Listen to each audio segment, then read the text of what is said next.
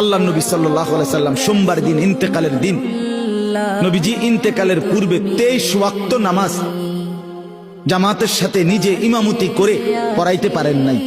হযরত আবু বকর সিদ্দিক ইমামতি করছেন নবীজির হায়াত থাকা। এতটা অসুস্থ ছিলেন, উঠতেই পারেন না। শেষ দিন সোমবার ফজরের ওয়াক্তে আল্লাহর নবী সাল্লাল্লাহু আলাইহি ওয়াসাল্লাম মসজিদে নামাজ শুরু হয়েছে ফজর। নবীজি ওনার স্ত্রী আয়েশা রাদিয়াল্লাহু তাআলা আনহা ওনার পিঠে বুকে মাথা রেখেছিলেন।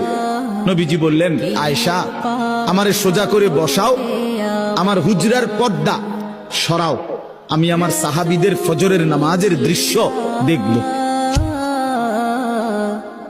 নবী সাল্লাল্লাহু আলাইহি সাল্লামের রওজা মুবারক এখন আপনারা যারা গেছেন তারা তো দেখছেনই, একেবারে যেখান দিয়ে নবীজির রওজায় আথার এইটাই মসজিদ, এটা লগে দিয়েই মসজিদ।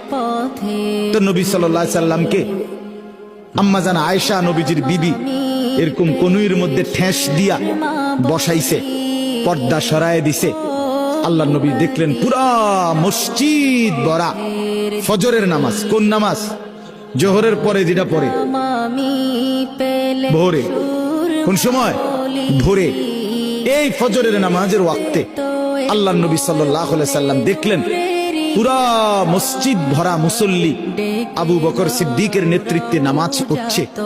সবাইকে ভরপুর দেখে খোদার কসম কিতাবে লিখছে নবী সাল্লাল্লাহু আলাইহি সাল্লাম চোখের পানি ফেলে দিছে, কানতে কানতে বলছে, আয়েশা আমার 23 বছরের মেহনত সার্থক। আয়েশা আমি বহুত কষ্ট করেছি রে আয়েশা, গত 23টা বছর আমি পাথরের আঘাত সয়েছি তায়েফে, আমার দান শহীদ করছি, আমি পেটের মধ্যে ক্ষুধার কষ্টে পাথর বাঁধছি, আমি কত রাত খাই নাই, কত দিন খাই নাই, অভুক্ত আমি রাত কাটাইছি, দিন কাটাইছি, পাথরের আঘাতে আমার পিঠ চালনির মতো ছিদ্র ছিদ্র হয়ে গেছে, আমার রক্তে উহুদের জমিন ভেসে গেছে, আমি ক্ষুধার কষ্টে 2টা পাথর বাঁধছি, এই যে কষ্ট করছি আয়েশা, আজ আমার উম্মতকে দেখলাম ফজরের নামাজে মসজিদ ভরা নামাজে আসছে, আমি খুশি, আমি সার্থক, আমার মেহনত সার্থক।